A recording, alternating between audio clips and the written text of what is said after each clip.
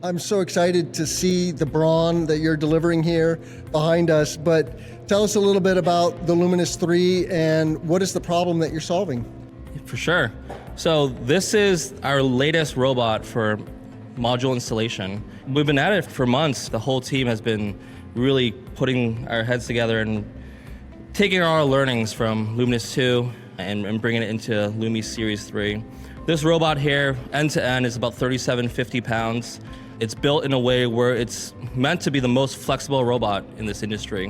What we want to do is be able to accommodate any type of flow of work or operations for any EPC. Safety is always a concern in construction.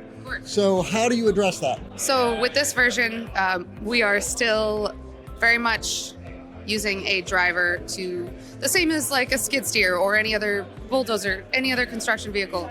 We have an operator and they are trained, and it is their job to make sure that nothing is happening that shouldn't be. We are absolutely moving towards full stack autonomy, and that comes with full safety. So as soon as we make this thing any kind of autonomous, it has sensors and scanners and everything that you could imagine to make sure that it's never going to have a collision with a person, and that we can differentiate between, say, the piles that hold up the racking and a human. So what is your response to the launch that we just witnessed here of the Lumi 3, and what is your vision? I think it's great. So two things. This industry does not get enough credit for all the innovation that everybody does. It does not get enough credit for it. Whether you look at 350 watt modules a couple years ago, 750, 800 watt modules, right? Of course they're bigger. I thought it would be like the cell phone, it gets smaller. But by the same token, you look at these two items, you now have bigger form factor modules, right? And you need a way to be able to support these projects. And you also have a lot of projects that are being done in difficult terrain. And so I'm excited about the work that Jay and his team have done to bring this. And so we are looking at, we're going to, as part of our partnership with Create, we're going to do a very small tracker project. We're going to put 3 rows of tracker at his headquarters in Portland, Tennessee.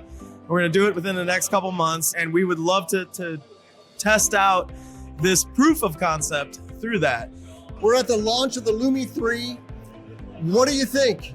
I think it's awesome. I just really love how fast they're iterating on the feedback they're getting from the community.